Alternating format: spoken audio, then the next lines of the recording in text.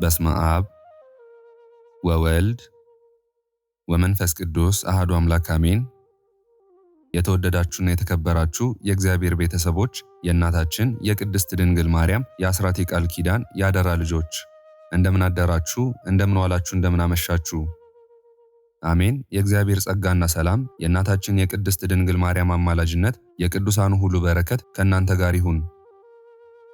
እነሆ ዛሬ ነፍስን በሚያረካ አእምሮን በሚያረጋጋና ጥልቅ መንፈሳዊ ስሜት ውስጥ በሚያስገባ በጻድቁ አባታችን አባ ኪሮስ መታሰቢያ እንደ እግዚአብሔር ፈቃድ ተሰባስበናል።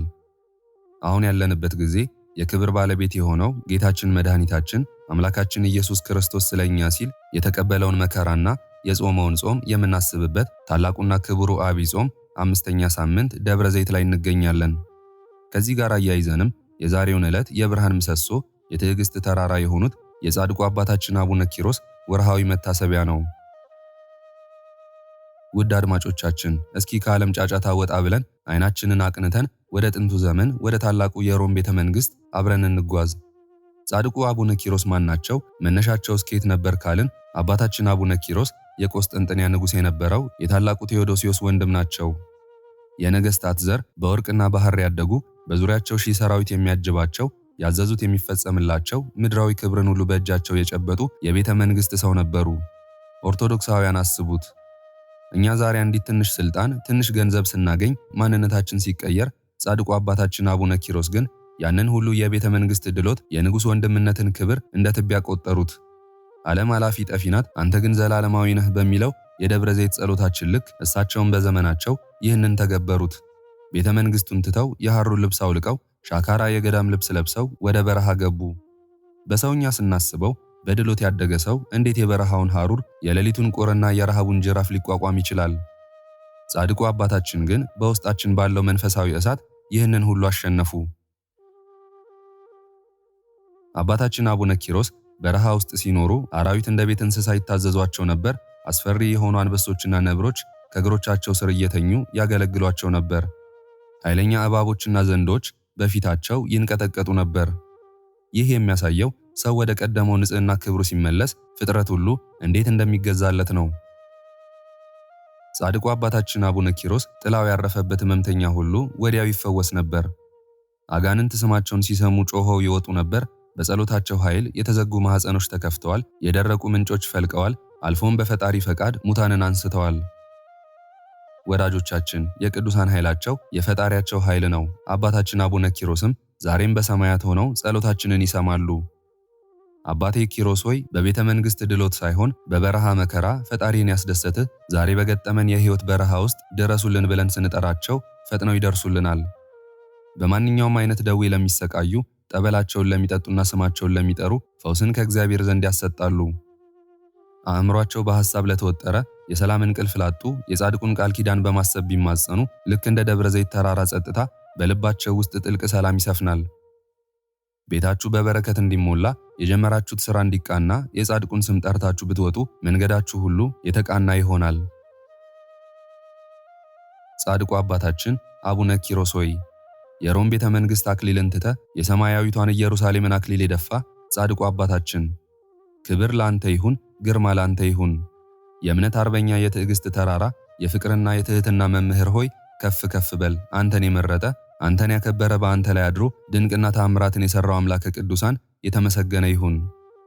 አባታችን ሆይ ይህንን ድምፅ እየሰሙ ያሉትን ልጆችህን ሁሉ አስብ። በየቤታቸው ያሉትን፣ በየሆስፒታሉ አልጋ ላይ የሚሰቃዩትን፣ በስደትና በእስራት ያሉትን፣ ማኅፀናቸው ተዘግቶ ልጅ በማጣት የሚያለቅሱትን፣ በኑሮ ጫና የጎበጡትን ሁሉ በጸሎትህና በቃል ኪዳን ጎብኝልን። አገራችንን ሰላም አድርግልን። የፍቅርና የይቅርታ መንፈስን በላያችን ላይ አፍስስልን። አሜን። የተወደዳችሁ አድማጮቻችን የጻድቁ አቡነ ኪሮስ በረከት፣ ረድኤትና ጸጋ ሞገስ በየቤታችሁ ይግባ።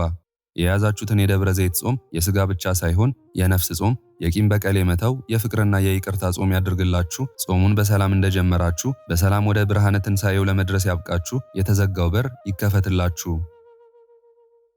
ይህንን ጥልቅ መንፈሳዊ ስሜት ከሰነቅን ዘንድ አሁን ደግሞ በቀጥታ የምናቀርበውን የጻድቁ አባታችን የአቡነ ኪሮስን ገድልና ተአምር በጥሞና በጸጥታና በማስተዋል እንድታዳምጡ የበረከታቸውም ተካፋይ ትሆኑ ዘንድ በእግዚአብሔር ስም እንጠይቃለን።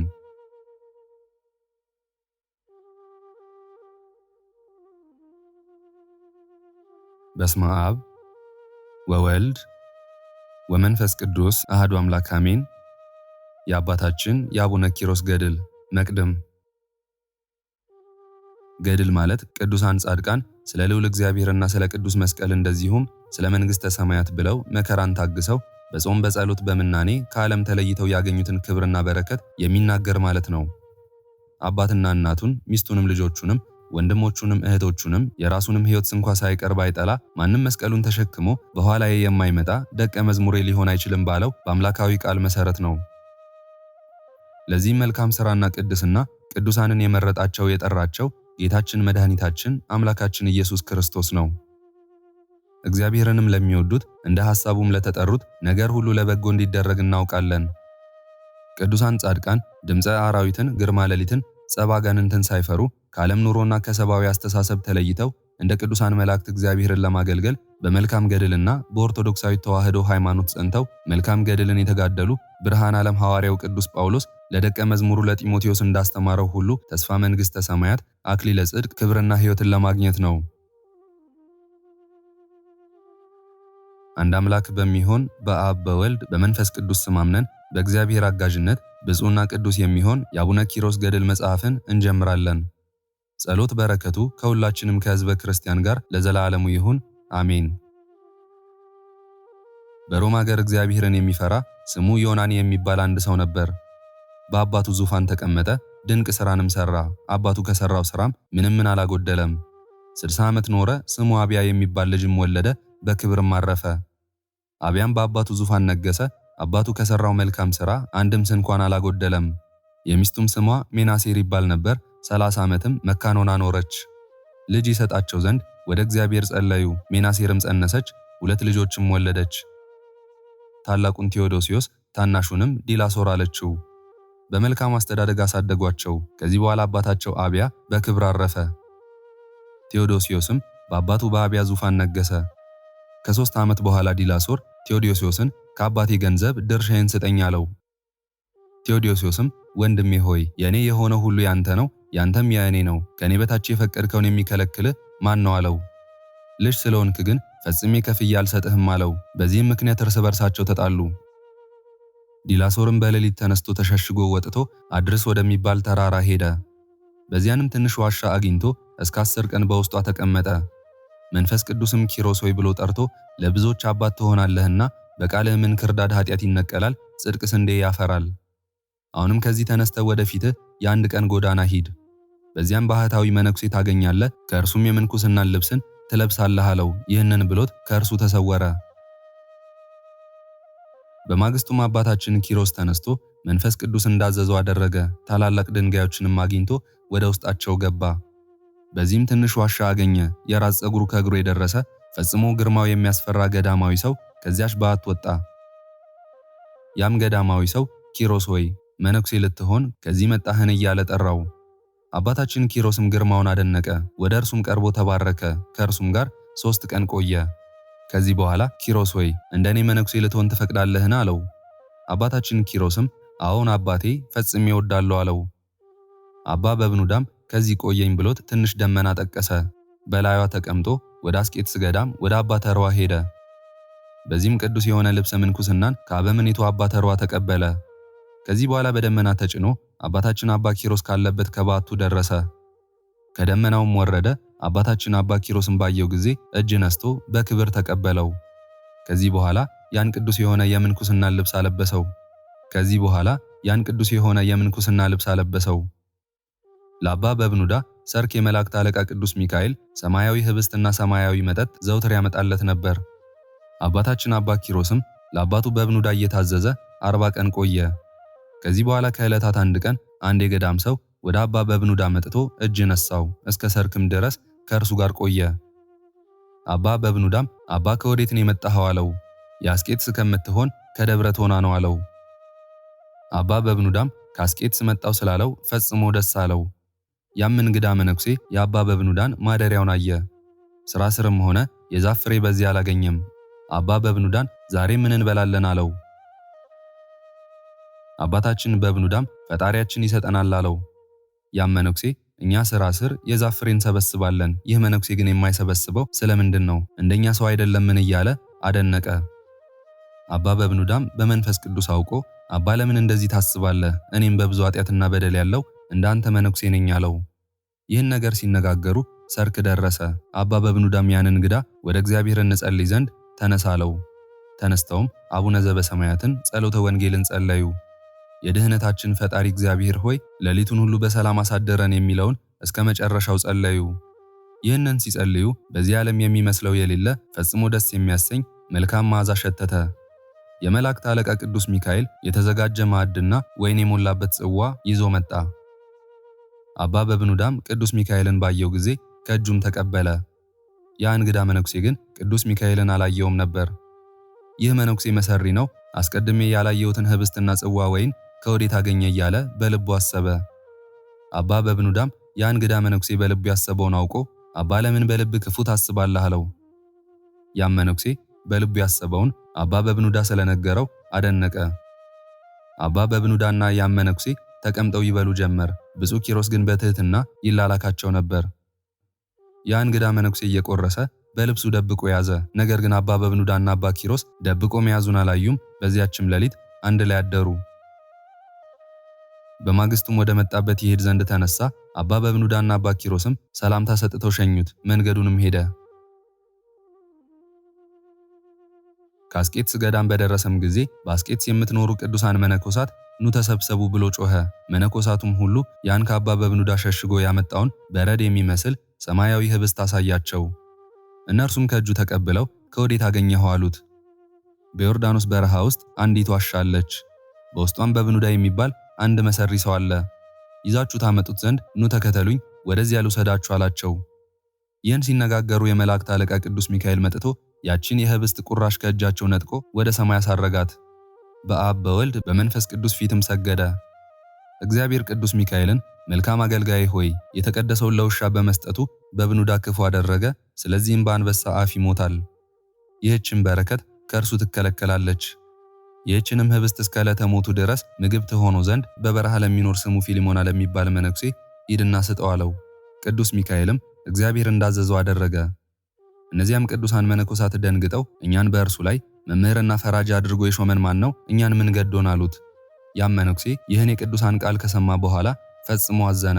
ወደ ማደሪያው ሄዶም ታንቆ ሞተ። በማግስቱም እንግዳ አስተናጋጁ መነኩሴው መሞቱን አይቶ ለቅዱሳን መነኮሳት ነገራቸው። ቅዱሳን መነኮሳትን በሰሙ ጊዜ ይህ መነኩሴ የእግዚአብሔር ወገን አይደለም አሉ። በመነኮሳትም ቦታ ይቀበር ዘንድ አግባብ አይደለም ብለው ከገዳማቸው ውጭ ቀበሩት። ነፍሱንም መላእክተ ጽልመት ወሰዷት። የቅዱሳን ገዳማውያን የአባ ባውማና የአባ በብኑዳ የአባ ሲኖዳና የአባ ለትጹን የአባ ሚሳኤልም ጸሎት የአባቶቻችን የነቢያትና የሐዋርያት የሰማዕታትና የጻድቃን በረከት የቅዱሳን መላእክት ረድኤት ከሁላችንም ከሕዝበ ክርስቲያን ከሀገራችን ከኢትዮጵያ ጋር ለዘላለሙ ይሁን አሜን።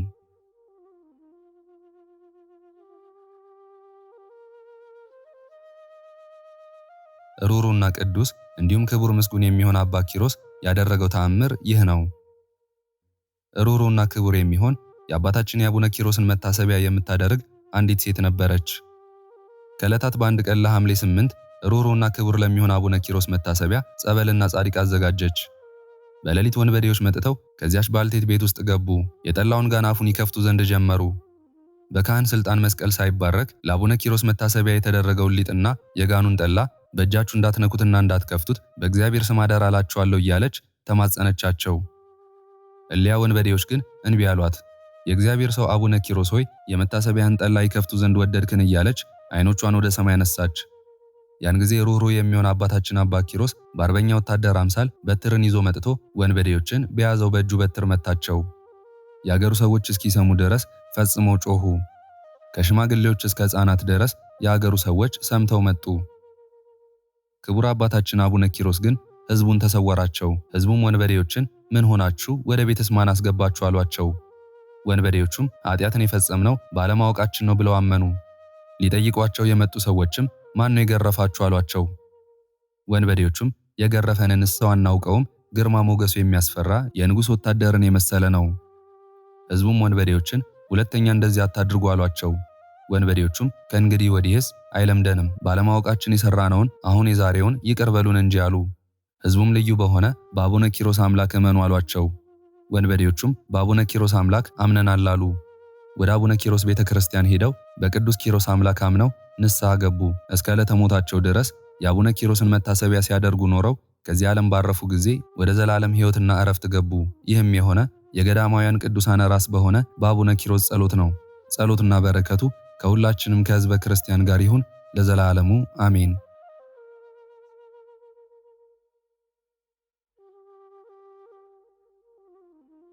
ክብር ምስጋና ይሁን አንድ አምላክ ለሆነ ለአብ ለወልድ ለመንፈስ ቅዱስ ዛሬም ዘወትርም እስከ ዘላለም አሜን። የዛሬውን መርሃ ግብር በዚህ መልኩ ጨርሰናል። ዘወትር የምንለቀውን መርሃ ግብር እንድትከታተሉ ሳትሰለቹም ሰብስክራይብ፣ ላይክ እና ሼር እንድታደርጉ እኔንም ይህን ጸሎት የተከታተሉትንም በያላችሁበት በጸሎታችሁ እንድታስቡን በጌታችን በመድኃኒታችን በአምላካችን በኢየሱስ ክርስቶስ ስም እጠይቃለሁ። እግዚአብሔር አምላካችን እስካሁኗ ሰዓት ጠብቆ ለዚህ ያበቃን የአባቶቻችን አምላክ ልዑል እግዚአብሔር ስሙ ፈጽሞ የተመሰገነ ይሁንልን። እመቤታችን ቅድስት ድንግል ማርያም ዘላለማዊ ስሟ የተወደደ ይሁንልን። ጻድቃን ሰማዕታት፣ ቅዱሳን መላእክት እንደየክብራቸውና እንደየማዕረጋቸው የከበሩ ይሁኑልን።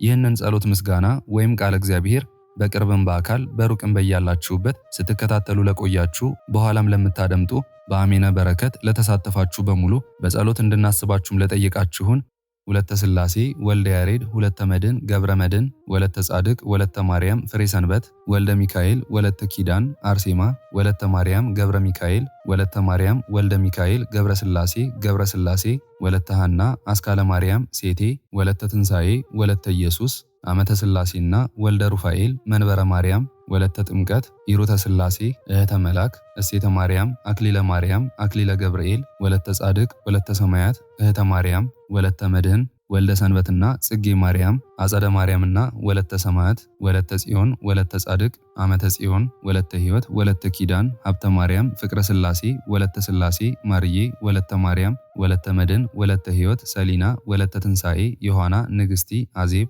ገብረ ሥላሴ ወለተ መድንና ገብረ መድን እህተ ማርያም ወለተ ቂርቆስ ወለተ ሐና ገብረ እግዚአብሔር ገብረ ሥላሴ ገብረ ማርያምና ወልደ ሥላሴ አስራተ ማርያም ወለተ ማርያም ሳህለ ማርያም ተክለ ወልድ ተክለ ሚካኤል ወልደ ሚካኤል ኢዛና ሰላማዊት ራይሻን ወለተ አናንያ ወለተ ሚካኤል ፍቅርተ ሚካኤል ኃይለ ሚካኤል ትርሲተ ሚካኤል ፍቅረ ዮሐንስ ተስፋ ሚካኤል ወለተ ማርያም ሐና ማርያም አክሊለ ሰማያት ፍቅረ ዮሐንስ ፍቅርተ ማርያምና ወለተ መስቀል ጸገነት ወለተ ሰንበት ማሪቱ ኃይሉ ወለተ ሥላሴ ኃይለ ገብርኤል ገብረ አብ ኃይለ ሚካኤል አስካለ ማርያም አምደ ሚካኤል ወለተ ሚካኤል አመተ ኢየሱስ ወለተ መድህን ወለተ ማርያም ፈቃደ ማርያም አጸደ ማርያም ወለተ ሐና ወለተ ኪዳንና በትረ ማርያም ወለተ ሥላሴ ሁላችሁንም እግዚአብሔር ያስባችሁ ከነ ቤተሰባችሁ በሕይወት በጤና ያቆያችሁ ዕድሜ ዘመናችሁ የተባረከ ስራችሁን የሰመረ ቀናችሁን ያማረ ኑሯችሁን የከበረ ጸሎታችሁንም የተሰማ ያድርግላችሁ።